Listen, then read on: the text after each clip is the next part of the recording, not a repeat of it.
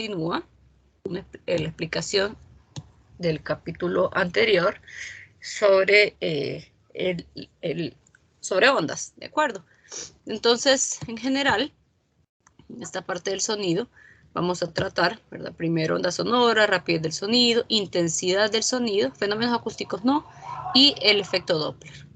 O sea que es 14.1, 14.2, 14.3 y la 14.5. ¿Ok? Entonces, inicialmente, ¿verdad? Bueno, aquí hay una imagen, ¿de acuerdo? Que muestra, ¿verdad?, cómo se producen o cómo se perturba un medio, que en este caso sería, pues, a través del diapasón se perturba el aire y, bueno, perdón, se perturba porque esto aquí está, ¿verdad? Tal vez en la imagen B pueden ver que con algo se golpea el diapasón, que es algo que tiene forma de U, como lo pueden observar. Generalmente esto se utiliza mucho en la parte musical, ¿de acuerdo? Esto cuando usted logra tocarlo en un punto, bueno, no sé cómo decirlo, sino en un punto exacto donde se pueda formar una frecuencia fundamental, esto produce un sonido único, ¿de acuerdo? Entonces ahí en ese momento usted dice, ah, ya conseguí, esa es la frecuencia fundamental, ¿ok? Y es un objeto sólido, ¿verdad? Como dice aquí, un diapasón en vibración perturba el aire, produciendo regiones alternadas de alta presión y regiones de baja presión, que forman ondas sonoras. Después de ser recogidas por un micrófono, las variaciones de presión se convierten en señales eléctricas. Cuando esas señales se muestran en un osciloscopio, resulta evidente la forma senoidal de la onda. ¿De acuerdo? Todo esto se conecta, ¿verdad?, al osciloscopio y se puede observar la forma de onda. Entonces, ondas sonoras. ¿No? Bien, como ya vimos al inicio, para poder producir, para que existan las ondas, debe haber una perturbación en algún medio. ¿De acuerdo?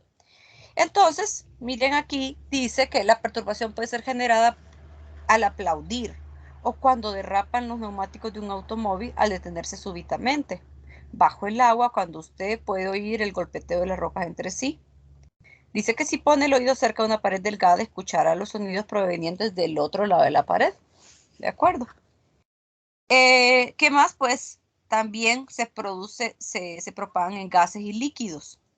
¿Sí?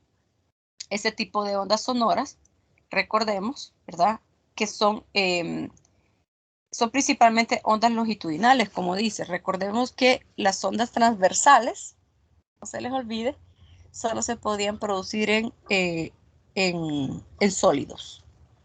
Entonces, sin embargo, las perturbaciones sónicas que se mueven a través de sólidos pueden tener componentes tanto longitudinales como transversales. ¿De acuerdo? Las acciones, vamos a pasar esta parte.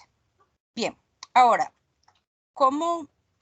Ahorita hablé un poquito sobre el diapasón y precisamente eso es lo que está explicando aquí. Y lo que les mencionaba, que dice que un tono es un sonido con una frecuencia definida. Entonces, eso es lo que consigue.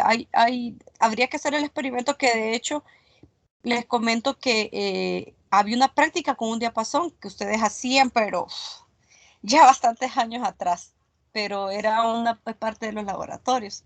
Los laboratorios que se hacían antes, a mi parecer, eran, bueno, evidentemente comparándolos con la forma virtual, pues, claro, eran mucho mejores. Pero ya comparándolos con los laboratorios presenciales que hay en la actualidad, había muchas prácticas que eran muy buenas y se han perdido. Entonces, sí trabajaba con un diapasón y era bonita la práctica.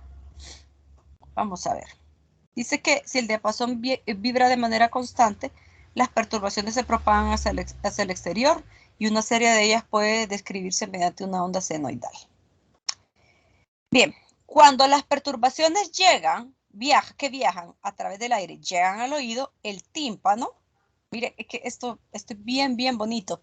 Y si a mí me gusta mucho, no digamos a ustedes, ¿verdad? Cómo se va desarrollando todo ese tema con respecto ya a la parte pues física, la parte que por ahí les interesa más.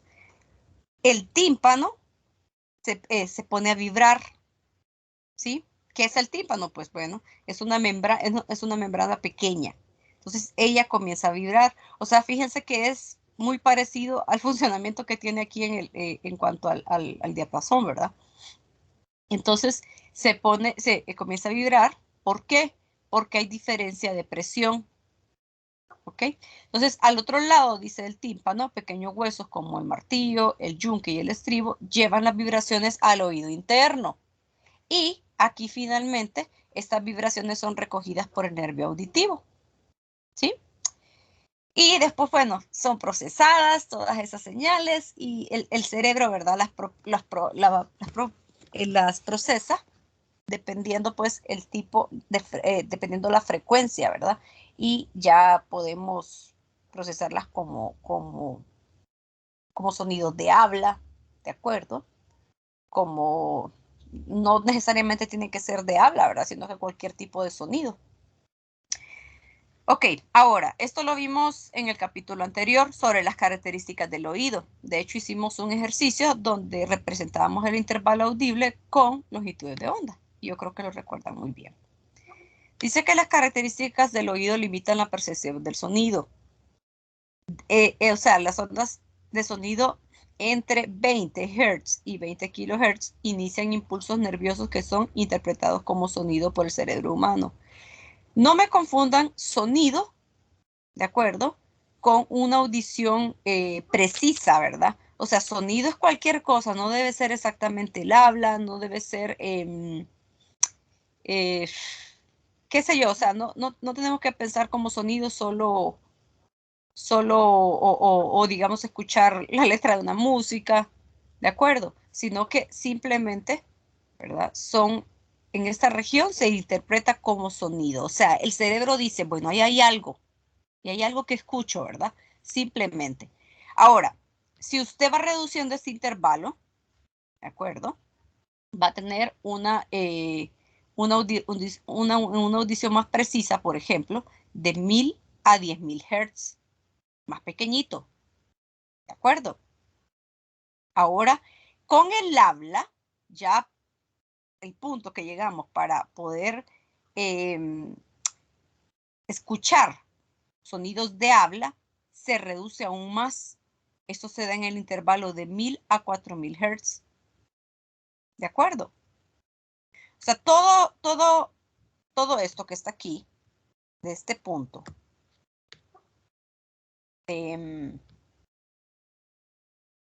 aquí, de los 20 Hz a los 20 kHz, es la región audible del espectro de frecuencia del sonido.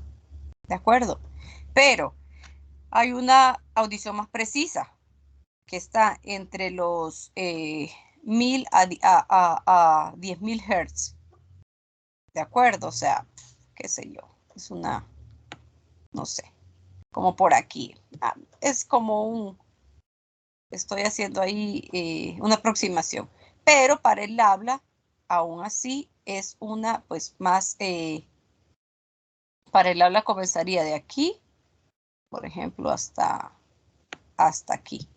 Esta sería la región pequeñita, ¿verdad? Que sería la región del habla, por ejemplo. Pero todo en conjunto se refiere a la región audible del espectro de frecuencia de sonido. Arriba de 20 kHz tenemos la región ultrasónica, donde son sonidos que nosotros no podemos interpretar. Y debajo de los 20 Hz la región infrasónica. Son frecuencias bien pequeñitas. ¿De acuerdo? Y por ahí ustedes pues ya sabrán que ya habrán escuchado que en el caso de estas regiones de frecuencias altas, solo, bueno, los humanos no los podemos detectar, pero sí muchos animales. Igual en la región infrasónica. Ok, Ese tema es bien bonito por eso, porque habla sobre toda esta parte, ¿verdad? Sobre cómo se utilizan, ¿verdad? Cómo ciertos animales, ¿verdad? Pueden trabajar con, cosa que no es una coincidencia en la naturaleza, ¿verdad? Que ellos puedan detectar ciertas frecuencias, sino que realmente son frecuencias que detectan hasta para sobrevivir. Ok, dice que las frecuencias menores de 20 Hz están en la región infrasónica. ¿Sí? Sí, bueno, comenzamos con infrasonido. Dice que aquí, pues, como les dije, no las podemos oír. Se encuentran en la naturaleza. ¿Ok?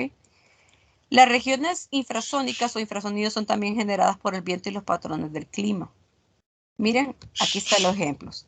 Elefantes y ganado tienen respuestas auditivas en la región infrasónica. Incluso pueden advertir anticipadamente sobre sismos y perturbaciones climáticas, como los tornados. ¿Ok?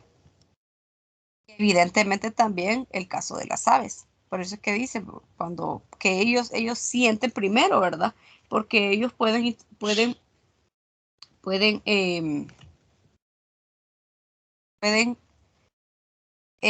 sentir, ¿verdad? Esas perturbaciones que hay en el suelo, por ejemplo, cuando en el momento que comienza un sismo. Antes de que aparatos humanos lo puedan detectar. Miren, aquí hay un ejemplo para que tengan una idea de las frecuencias tan bajas que estos animales pueden detectar, pero todavía fíjense bien que cada uno tiene su lugar. Digamos que los elefantes, miren, si ya les parece impresionante que un elefante detecte sonidos con frecuencias de 1 Hz, ¿sí? Miren qué pasa con las palomas. O sea, las palomas pueden detectar frecuencias de 0.1 Hz. ¿De acuerdo? O sea, ellos se llevan el primer lugar. Entonces, este es un ejemplo, ¿verdad? De lo que puede significar, digamos, o sea, región infrasónica, ¿verdad? O sea, frecuencias tan bajitas como 1 Hz o hasta 0.1 Hz. ¿De acuerdo? Bien, luego viene el ultrasonido, que el ultrasonido todavía yo creo que cuando se escucha ultrasonido, pues hay una asociación de un solo médica, ¿verdad? Y dicen, ok, ultrasonido, y no sé si se les viene a la mente de un solo. Sí, lo que se utiliza para analizar al feto en el embarazo, ¿de acuerdo? Bueno, por ahí, porque sí, ¿verdad? La palabrita creo que lo dicta, pero recordemos pues que el ultrasonido tiene otras funciones y no solo la de poder monitorear al feto, ¿verdad? Durante el embarazo. Ahora veamos, en esta parte de los animalitos, ¿verdad? ¿Quiénes se llevan los primeros lugares con ultrasonido? Primero, son frecuencias arriba de los 20 kHz, ¿de acuerdo?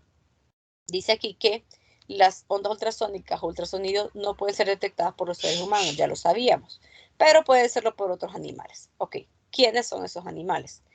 Bien, perros, ¿sí? Gatos y murciélagos. O sea, hay más. Estoy solo mencionando un inicio, ¿verdad?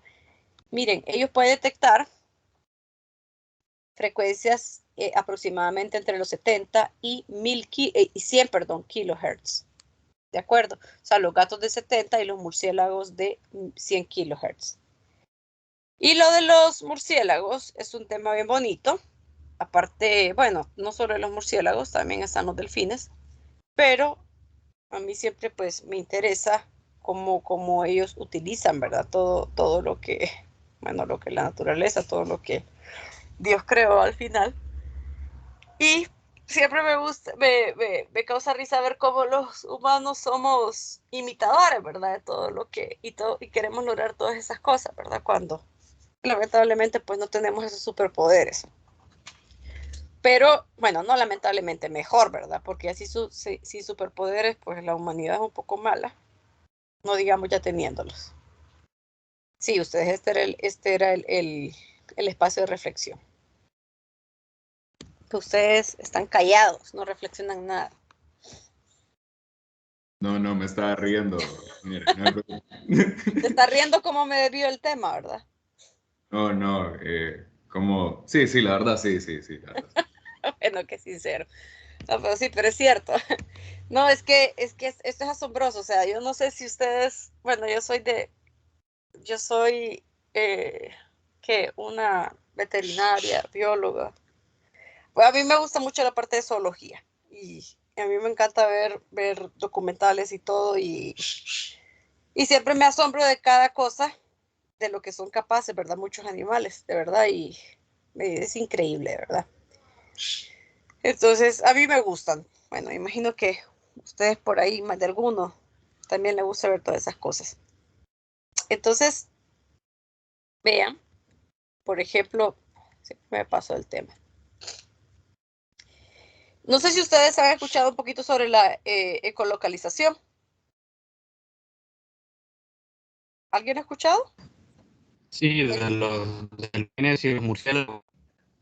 Sí. ¿Saben cómo funciona? ¿Alguien tiene idea? Yo digo que por ondas de reflexión. Ajá. O sea, lo menciono porque tiene que ver con lo que vieron hace poco. Ellos emiten, ¿sí? Emiten unas ondas. Estas ondas, miren que de esta forma cazan.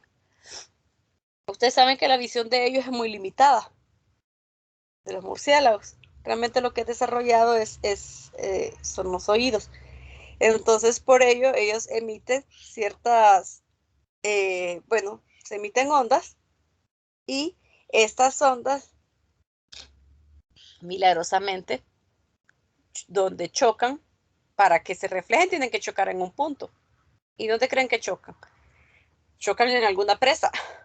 Entonces, cuando chocan en esa presa y la onda se refleja y llega la información a ellos, ellos saben exactamente dónde está localizada la presa. Y otra cosa más asombrosa, entre más, ¿verdad? Más, más, la frecuencia es más alta, ¿sí? Bueno, evidentemente le está diciendo pues que el insecto o lo que sea que quieren cazar está más cerca, ¿verdad? De acuerdo.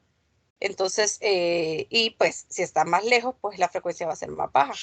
Pero también con toda la información que ellos obtienen, hasta aquí hay una ilustración bonita, ¿verdad? Con toda la información que ellos obtienen, hasta pueden saber el tamaño, el tamaño de la presa, que es increíble todo esto. También los delfines también trabajan con ecolocalización, o como dice aquí, que utilizan la palabra exacta localización por eco, ¿verdad? Porque yo creo que hasta en el campus esa es la palabra que le reconoce, localización por eco. Entonces, esto es cuando digo yo que, o sea, imitamos, ¿verdad? Muchas cosas que existen en los animales, pues en este caso sería que esto utilizan una especie de sonar, ¿de acuerdo? Es sonar natural.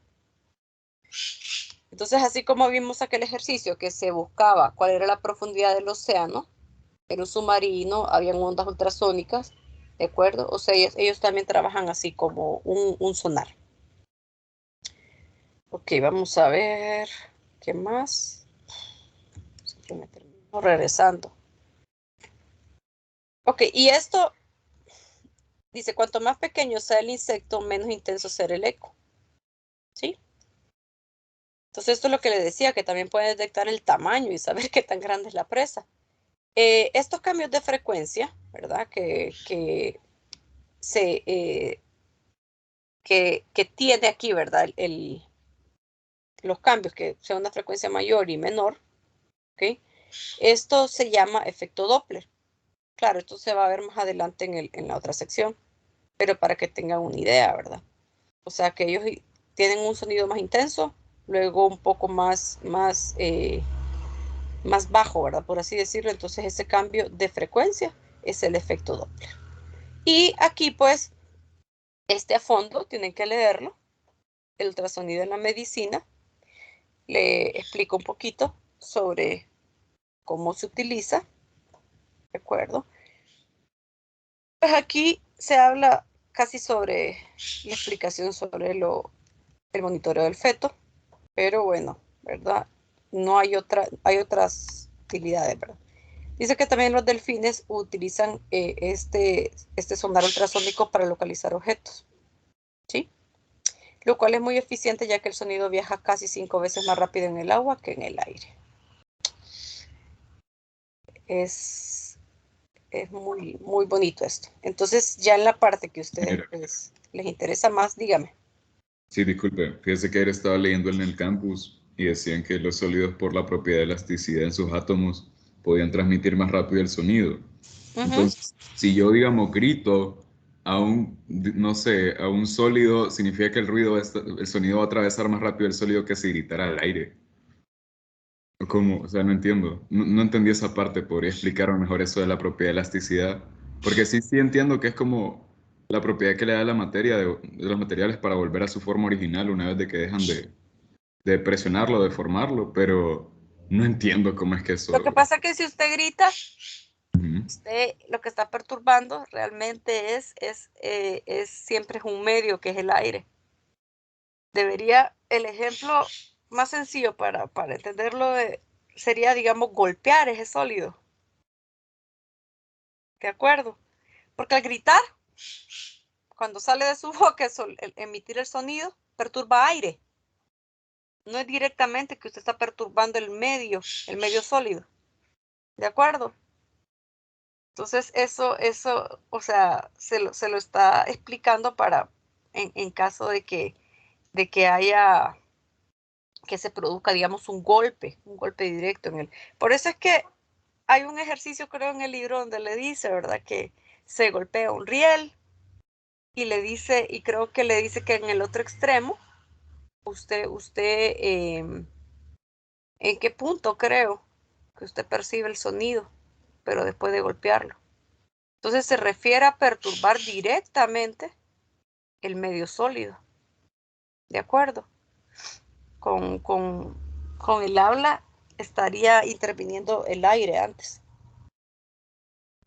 Sí, entonces no es el ejemplo, ¿verdad? De hablar a través sino que sería más que todo golpear. Gracias, A ingeniero. eso se refiere, es que sí, es que eso se refiere. Lo que pasa que yo entiendo, o sea, al final creo que no lo explica muy a fondo, ¿verdad? Porque hay hasta un módulo de elasticidad. Y ese módulo de elasticidad, de hecho lo vamos a ver ahorita, en la velocidad del sonido, en sólidos. El módulo, cuando habla de elasticidad, se trabaja con un parámetro que se llama el módulo de Young, que tiene que ver con el tipo de material. ¿De acuerdo? Entonces usted al golpear un sólido, tiene que saber de qué material es, ¿verdad? Y eso se hace a través del el módulo de Young, que esa es la parte de elasticidad, que ya lo vamos a ver. Bien, entonces miren, aquí dice que en medicina se usa para limpiar dientes con cepillos dentales ultrasónicos. Bueno, interesante. Y pues, como dice aquí, quizá la aplicación médica mejor conocida, el ultrasonido es la revisión del feto sin exponerlo a los potencialmente nocivos rayos X. Pero también el ultrasonido se utiliza en el diagnóstico de cálculos biliares y piedras en los riñones. ¿Ok? Así como para disolverlos mediante una técnica llamada litrotripsia.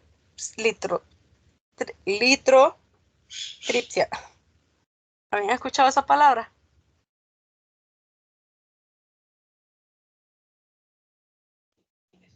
Yo es No. la primera vez.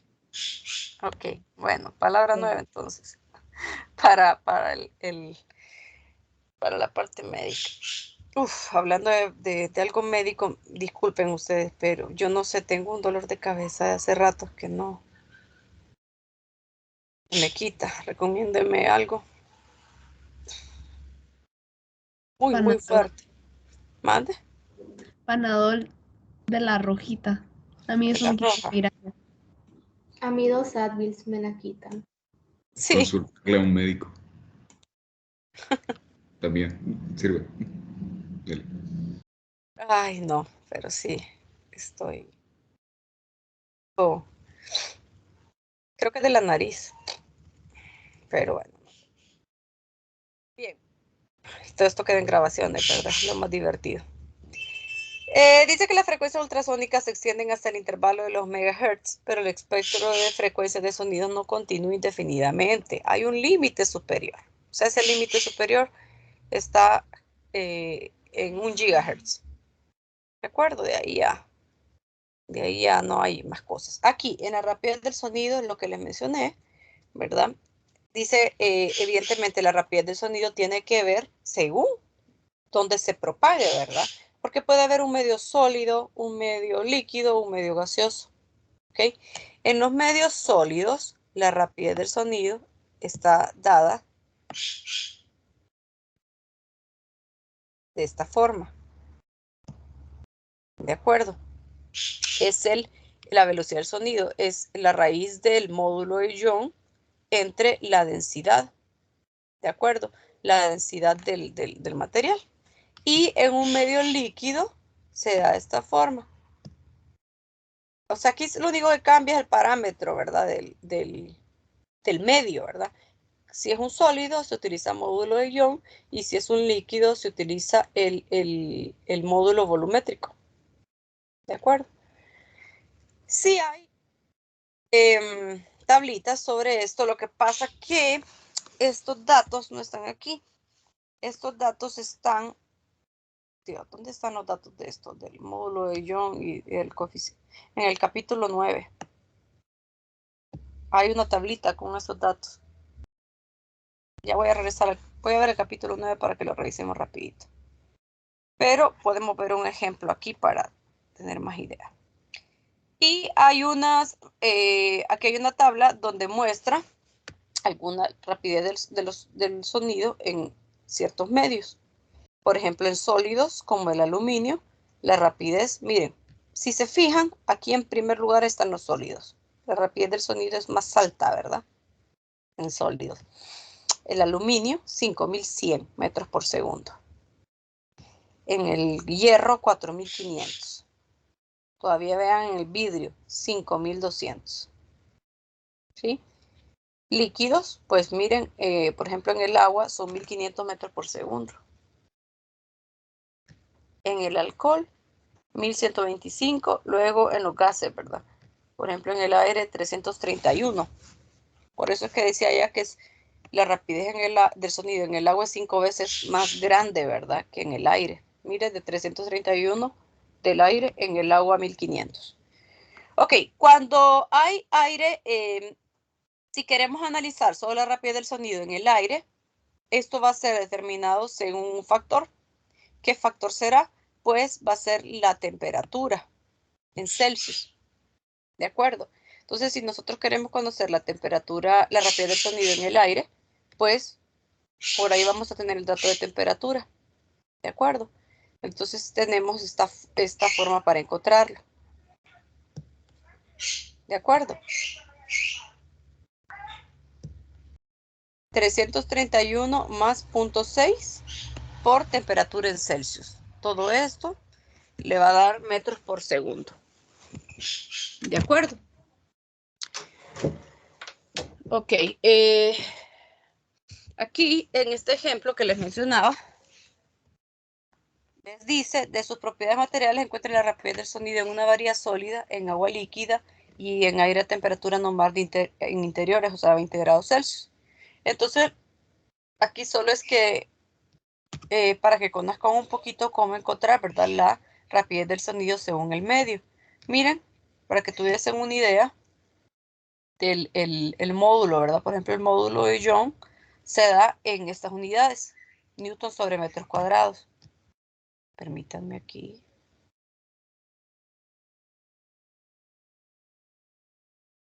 No, sí está bien. Ok, entonces, miren, para en este caso, esta es la varilla de cobre. Tenemos aquí el módulo de Young. Tenemos el módulo volumétrico del agua. Tenemos la densidad del cobre y la densidad del agua. Porque todos estos valores los necesitamos, ¿verdad?, para encontrarlo. Para el cobre, pues bueno, utiliza el módulo de Young la densidad del cobre y con esto obtiene la velocidad. 3.5 por 10 a la 3 metros por segundo. Bueno, ya van a escuchar el...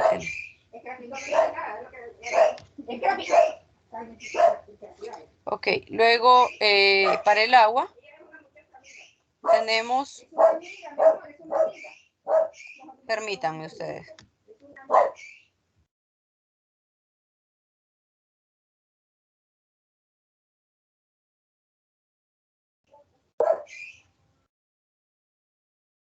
Bueno, el del agua, si se fijan, trabaja con el módulo volumétrico y con la densidad del agua, por supuesto, 1.5 por 10 a la 3. Y por último, encontrar, ¿verdad?, cuál es la velocidad del sonido en el aire utilizando la temperatura de 20 grados Celsius. Y si se fijan, pues miren, para el sólido mayor, o sea, va exactamente en el orden. Sólido, líquido y gas. ¿De acuerdo? Por ello es que aquí, pues, le habla sobre... Bueno, aquí creo que fue en lo anterior. Aquí tienen que poner atención a esta parte. Dice, la rapidez del sonido es entre 2 y 4 veces más rápida en sólidos que en líquidos. Y de entre 10 y 15 veces más rápida en sólidos que en gases. ¿Ok? Esto es un dato importante.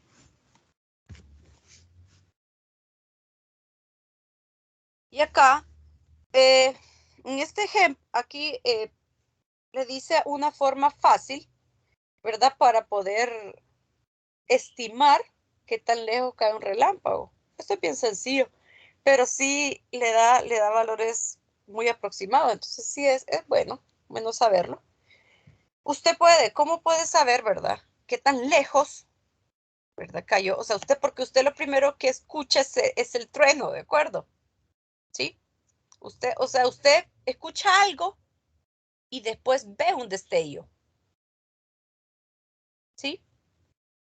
Entonces, bueno, que de hecho creo que es al revés, lo siento. Sí, es al revés. Sí, es que no, ahorita no ando muy bien, entonces sí, evidentemente es al revés. Usted ve el destello y después percibe el sonido, ¿sí?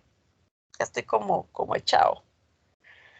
Entonces, usted con ello, esa diferencia que hay exactamente en ese tiempo en el que usted ve esa luz y después percibe el sonido, usted puede utilizar ese tiempo, ¿de acuerdo? Y con un valor aproximado de esto que vemos aquí, de esto de 1/3 de kilómetros por segundo, ¿de acuerdo? Porque aquí dice, mire, esta es la rapidez del sonido en el aire, ¿verdad? Este valor que se utiliza 1/3 de kilómetros por segundo o 1/5 de milla por segundo. Este valor usted lo puede utilizar para estimar dónde, ¿verdad?, cae ese relámpago. Pero contando el número de segundos, ¿verdad? O sea, es un aproximado. Entonces, si usted dice que el evento en que usted vio el destello y escuchó o sea, percibió el sonido, es 6 segundos, usted lo que hace es multiplicar esos 6 segundos por 1/3 de kilómetros por segundo y esto le va a dar igual a 2 kilómetros. Significa de que desde el punto donde usted estaba, el relámpago cayó 2 kilómetros. ¿De acuerdo? Esto es una aproximación. ¿Ok? Dice aquí que también usted puede saber esto como demora, ¿de acuerdo?, en la llegada del sonido en relación con lo de la luz en un juego de béisbol. Si está sentado en la grada de los jardines, usted ve que usted ve al bateador pegarle a la pelota. Esto puede ser en fútbol también, no solo puede ser béisbol. Pegarle a la pelota antes de oír el golpe del bate. Son cosas de segundos, ¿de acuerdo? Pero si uno pone más atención en las cosas, uno puede percibirlas.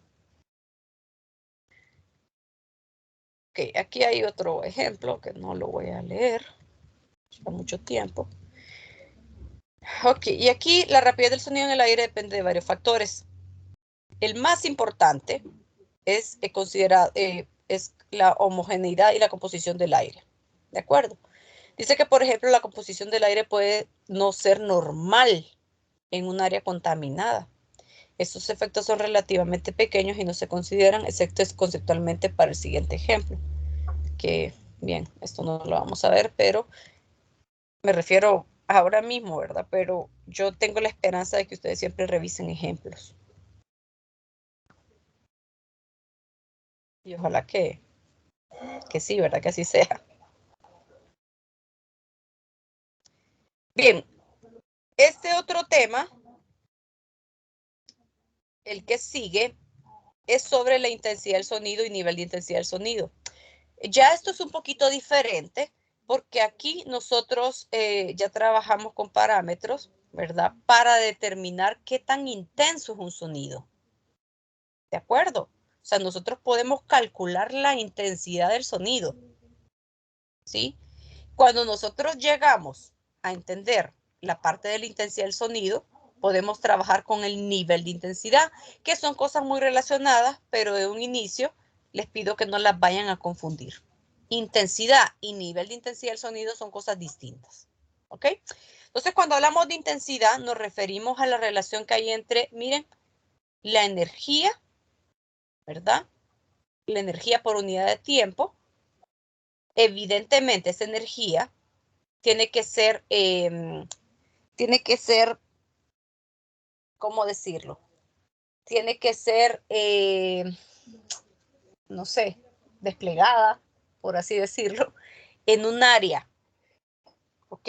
O sea, vaya, imagínense la intensidad del sonido en un salón de clases, en un aula de clases, y la intensidad de sonido en un auditorio, ¿de acuerdo? O sea, son cosas, por eso es que es tan lógico que tenga que ver el área, porque no va a ser la misma intensidad en un salón pequeño a un salón grande. Entonces se tiene que trabajar siempre con el área, ¿sí? Y el área, la energía sobre tiempo es un parámetro que ya conocemos que es potencia. Entonces por ello la intensidad me queda como potencia sobre área. Si vemos las unidades me va a quedar entonces watts sobre metro cuadrado. Entonces estas son las unidades para potencia. Perdón, para intensidad. Con una letra I, miren, aquí está resumido todo. Esta parte también es muy, muy importante. A fondo 14.2 tienen que leerlo ustedes. ¿De acuerdo? Aquí se explica la fisiología del ojo, del oído, lo siento. Y se explica sobre la función que tiene cada uno de las partes del oído con el proceso de audición. Entonces, por favor, tienen que leerlo. Miren, qué bonito, la anatomía del oído. Uf, todo esto es... Veo todo esto todo pequeñito aquí. Bueno, debe ser bonito ser, aunque no sé si hubiese podido ser médico, ¿verdad? Lo veterinario, que de igual forma, bueno, es lo mismo. Ok, vamos a ver. Entonces, manda, creo que no Yo le hubiese digo que podido. todavía puede. Solo son 8 añitos, ingeniera. Dele viaje. 8 añitos. ¿Qué son 8 añitos? ¿No?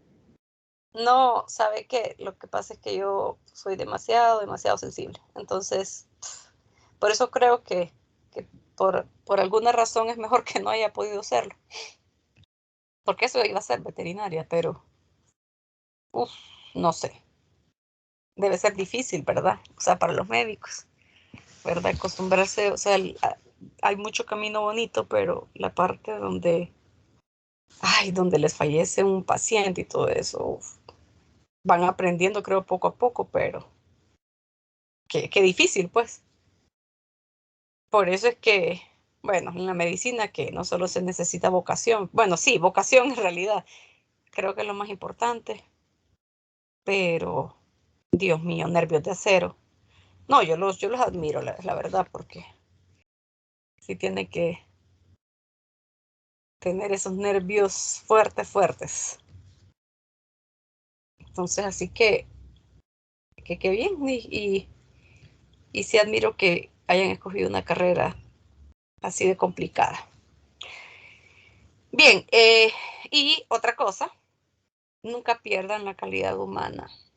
Nunca, nunca. O sea, el médico está para ayudar, o sea, el médico no es, o sea, medicina no es una carrera de estatus, de que, ay, es que es médico, es doctor.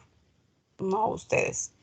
Realmente es para hacer la diferencia y ayudar, ¿verdad? Entonces, tengo la dicha de conocer muchos exalumnos que ya son médicos y son buenos médicos ustedes. Entonces, y yo siempre les decía lo mismo, no pierdan esa calidad humana, ¿verdad? Hay unos también, se encuentran doctores que, horrible ustedes, es bien feo, ¿verdad? O sea, el trato que le dan a los pacientes y todo, pero así como hay esa cantidad pequeña de malos, hay una cantidad grande de buenos. Entonces, ¿Cuánto tiene dar clase, ingeniero? no sé si se van a asustar, pero son que 18 años, A la por ahí. madre. Poros. Sí, sí, son 18. Desde el 2004 ustedes. Ya bastante tiempo. Veníamos naciendo la mayoría aquí entonces. Sí. 2002. La madre. Ay, qué cosa, ¿verdad? Pero, miren, 2004, 2007, laboratorios. Ya clases 2007 en adelante. De acuerdo, pero igual siempre es un montón de tiempo, ¿verdad? Pero sí, venían naciendo, estaban pequeñitos. Pues ya entienden por qué les digo que conozco muchos exalumnos que son médicos. Ay, bueno, el tiempo pasa. Una consulta general. Dígame. Como para ser instructor o catedrático, ¿qué requisitos son? Mire, yo ahora mismo no lo manejo, pero en mi tiempo eh, yo era becada. Entonces, al ser becada, en ese momento, por ejemplo, en la facultad de física, ahí en el departamento de física, buscaban instructores perdón, candidatos, ¿verdad? Que estuvieran becados y que estuviesen en carreras como ingeniería eléctrica. Entonces yo estaba en eléctrica y eso. Entonces, así fue. Ahora no lo sé ustedes, pero no sé si eh, piden todos esos requisitos. O sea, no sé si así son las cosas. Y en la facultad pues, de medicina, pues no sé cómo es el asunto ustedes. Pero antes así era. Antes. Pero si quieren trabajar, digamos, en física, entiendo que deben o ser estudiantes de física o estudiantes de ingeniería eléctrica. Por eso les digo que lo de medicina lo desconozco.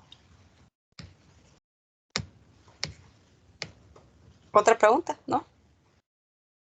No, ¿verdad? Bueno, pues sigamos. Ya solo falta un poquito más. No me voy a extender mucho con esto porque ya es tarde también. Bien, entonces vamos a ver.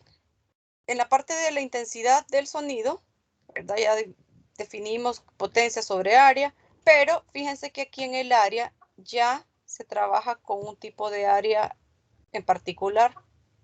No sé si lo recuerdan, pero 4pi por el radio al cuadrado se refiere al área de una esfera. Entonces se refiere a cómo pues están interpretando que las ondas son esféricas. ¿Ok? Entonces aquí, si ustedes se fijan, dice fuente puntual, o sea que hay una fuente. Imagínense que esto sea un parlante. ¿De acuerdo? Entonces R, pues aquí se va viendo, miren, R, esta cantidad 2 veces R, o sea, alejándose, imaginándose que se va alejando el observador. Está en este punto R o en el doble de R o en el 3 veces R, ¿verdad? Entonces se va viendo qué va pasando con la intensidad. Evidente, ¿qué piensan ustedes? Si se va alejando el observador, ¿cómo va a ser la intensidad? ¿Va a ir aumentando o disminuyendo? Si usted va alejándose de una fuente. Disminuyendo porque es inversamente proporcional. Claro, o sea, si usted va y vaya, sin ver la fórmula, usted dice, ¿qué pasa si hay un parlante y yo voy alejándome? Voy escuchando menos el sonido, ¿de acuerdo? Porque voy alejándome. Entonces, ya lo vemos en la fórmula, usted dice, ok, la intensidad es inversamente proporcional a R al cuadrado. Ojo, R al cuadrado. No solo a R, sino al cuadrado. Y aquí está, miren, en resumen. ¿Ok? Por ello es que aquí dice, miren, en R es I. En 2 veces R es I sobre 4. En 3 veces R es I sobre 9. ¿Cómo es al cuadrado? Si usted esto lo eleva al cuadrado, le va a quedar aquí un cuarto. Si es 3R, le va a quedar un noveno. ¿De acuerdo? Y aquí hay una relación que la van a necesitar mucho. Fíjense bien. Aquí relacionan ustedes la intensidad 2 entre la intensidad 1. O sea, ustedes siempre van una distancia de R1 y una distancia R2. Entonces, ustedes al hacer esta operación, como es la misma fuente, la potencia va a ser la misma. Entonces, se le cancela. Se cancela 4pi. Entonces, solo le quedan las distancias, los R, ¿verdad? Entonces, miren, le queda aquí I2 y aquí le queda R1 al cuadrado. Y aquí le queda I1 y aquí R2 al cuadrado. Entonces, le queda esta expresión que la van a necesitar en problemitas más adelante. Miren esto que está aquí. O sea, la relación de I2 entre I1 es igual a R1 entre R2 al cuadrado. O sea que si ustedes dicen, bueno, yo quiero duplicar la distancia, R2 va a ser igual a 2R1. Usted va a saber que la proporción le queda de un cuarto.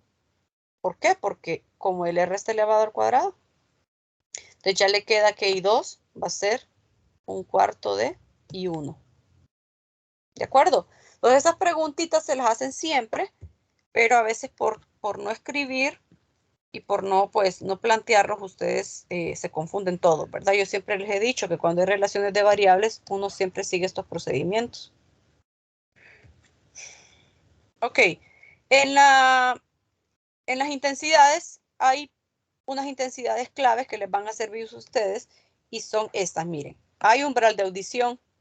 En esto, en este dato, es cuando usted apenas escucha un sonido. O sea, con este es el punto de partida para que usted empiece a escuchar sonidos. ¿De acuerdo? 10 a la menos 12 watts sobre metros cuadrados. ¿Sí? Con eso usted detecta, comienza a detectar ondas sonoras. ¿Ok? Y está el otro que es el umbral del dolor. Y en este punto es donde puede, si usted pues ya tiene intensidades del umbral del dolor o mayores a estas intensidades, aquí el sonido es desagradable. ¿Por qué? Porque es muy alto y podría causarle dolor. Entonces, por eso es que se le llama umbral del dolor, 1 watt sobre metro cuadrado. ¿Cuál es la relación que hay entre el umbral del dolor y el umbral de audición? Pues miren, 10 a la 12. O sea, es una diferencia alta. 10 a la 12 veces. El umbral del dolor es 10 a la 12 veces el umbral de audición. Es 1 billón de veces mayor que el umbral de audición. ¿Ok? Y los niveles de intensidad como tales existen para que usted pueda, o sea, si usted habla con intensidades, puede ser un intervalo muy grande para poder expresar ciertos, no sé, ciertos números. Entonces, para poderlo reducir, se utilizan niveles de intensidad. O sea, siempre vamos a encontrar un nivel de intensidad referido a un valor de intensidad. Entonces, para poder usar esa escala que les di, perdón, ese rango más reducido, trabajamos con la escala logarítmica base 10. ¿De acuerdo? Entonces, hacemos lo siguiente. Miren, decimos logaritmo de base 10 entre la relación de una intensidad desconocida, o conocida en este caso, pues, porque aquí está el ejemplo, pero siempre lo referimos con el umbral de audición. Entonces aquí, si ustedes encuentran esto, o sea, si ustedes hacen esta operación, aquí ustedes quieren encontrar el nivel de intensidad para una intensidad de 10 a la menos 6. Entonces a usted le queda 10, logaritmo de 10 elevado a la 6. Si ustedes conocen las propiedades del logaritmo, que eso lo van a tener que repasar, bueno, aquí está, dice, logaritmo de 10 elevado a la 10x va a ser igual a x. Por eso es que el logaritmo de base 10 de 10 elevado a la 6 es igual a 6. Estos son, le podríamos llamar Bell, o sea, eso es una unidad. ¿De acuerdo? Pero para reducir a una escala que sea más fina, vamos a trabajar con decibeles. O sea, esto lo multiplicaríamos por 10. Entonces, 6 beles se convertirían en 60 decibeles. ¿De acuerdo? Entonces, miren, solo se multiplica por 10. Y finalmente, esta es la forma que van a utilizar para encontrar nivel de intensidad. Aquí lo tenemos. ¿De acuerdo? 10 por logaritmo de 1 entre, de 1 no, de la intensidad desconocida entre la intensidad del umbral de audición. ¿Ok? Y pues la respuesta van a ser en decibeles. Y para que tengan una idea de los decibeles, pues lo siguiente. Vamos a ver. 0 es el umbral de audición. ¿Por qué 0? Vaya. Imagínense que usted quiere encontrar el nivel de intensidad del umbral de audición. Sería aquí. En lugar de esta I, aquí en el numerador calcularíamos I del umbral de audición. Entonces, si lo hacemos, aquí sería I sub 0 entre I sub 0, se cancela, ¿verdad? Tendríamos un 1. Logaritmo de 1 es 0. O sea, si usted lo hacen en sus calculadoras, lo pueden corroborar. Logaritmo de base 10 es 0. El logaritmo de base 10 de 1 es 0. Ojo, en sus calculadoras van a trabajar con L o G, no van a trabajar con logaritmo natural. Desde ya tienen que ver bien eso, porque mañana que veamos ejercicios, yo tengo que ir corroborando con ustedes que vayan obteniendo las respuestas correctas. Entonces, para que tengan una idea, miren, aquí en el umbral de audición son 0 decibeles. Luego, un murmullo suave correspondería más o menos a 20 decibeles. Miren, aquí que le estoy diciendo un secreto. 40 decibeles podría ser una biblioteca tranquila. 60, una conversación normal. ¿De acuerdo? 60, taller de maquinaria. 110, banda de rock con amplificadores, dice. 120 es umbral del dolor. ¿De acuerdo? Y arriba de 120, pues, podría ser 140, un despegue de un avión a chorro, como dice aquí. Es para tener una idea. 180, lanzamiento de un cohete. Ya en estos puntos, por eso fíjense que la persona está utilizando ya protectores, ¿verdad? Auditivos. Ustedes va a hacer leer estos ejemplos. 14.4, el 5 y el 6. ¿De acuerdo? Lo que sigue, proteja su oído. En esta parte, en este cuadrito es importante porque aquí le muestra los decibeles, ¿de acuerdo? Y aparte de sus ejemplos, si hay exposición a cierta cantidad de decibeles altos, lo que puede pasar. Dice, exposición, el daño puede causarse, por ejemplo, de 80, si son 10 horas seguidas. Puede haber cierto daño. Si son 90, menos de 8 horas. Si son 100, en 2 horas, ¿verdad? Puede haber un daño. 110, 110, 120 y 110 y 120, perdón. 110, 30 minutos, 120, 15 minutos. 130, menos de 15 minutos. Y 140, que sería algo doloroso, puede ser en cualquier duración. Por eso es que, como les dije, aquí se utilizan protectores auditivos. Si no, pues habrían daños severos, ¿verdad? En el oído. Y no solo es un daño así, de que le va a doler el oído. No, pérdida de audición. ¿De acuerdo? Entonces ustedes van a leer esos ejemplos y queda un tema que es efecto Doppler, pero pues lo vamos a ver a medida que veamos ejercicios mañana. ¿De acuerdo? Hasta aquí nos quedaríamos. Tienen tareita. Tienen que ver lo de los ejemplos que les dije. Revisen lo del campo, por favor. Estudien. Lo del efecto Doppler ya estudiado para el jueves. ¿Tienen alguna pregunta?